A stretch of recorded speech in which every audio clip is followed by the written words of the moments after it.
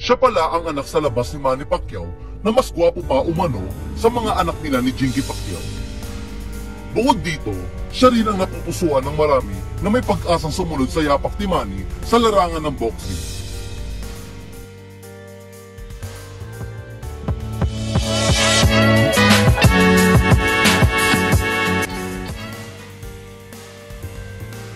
Kamakailan lang ay nagulantang ang marami nang kumalat ang balita tungkol sa isang batang boksingero na umunoy anak sa labas ni Manny.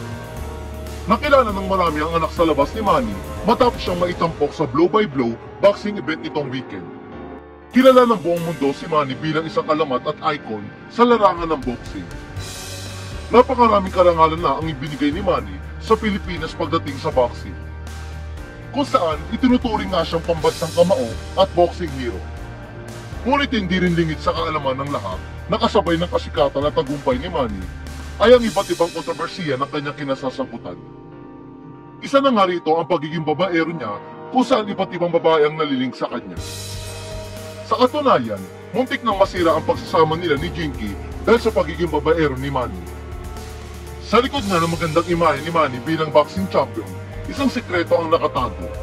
Ito nga ay pagkakaroon umano niya ng anak sa labas o sa ibang babae.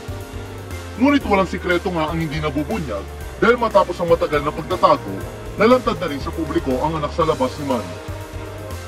Ito'y walang iba nga kundi si Eman Bacosa, na ayon pa kay Nisi Casiano ng social media page na Tiebreaker Times na ipinost din ng Atletico.ph, ay napabalitang anak sa labas o illegitimate child umano ni Manny. Si Eman ay unang nakilala ng marami matapos siyang lumaban sa undercard ng blow-by-blow na pinapromote mismo ni Manny. At noong September, sumabak na nga sa mundo ng professional boxing si Eman.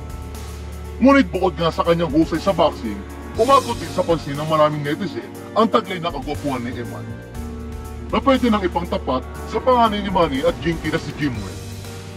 Samantala, kung totoo ang anak ni Manny si Eman, ibig sabihin nito ay siya na ang pangalawang anak ni Manny na sumunod sa kanyang yapak sa boxing.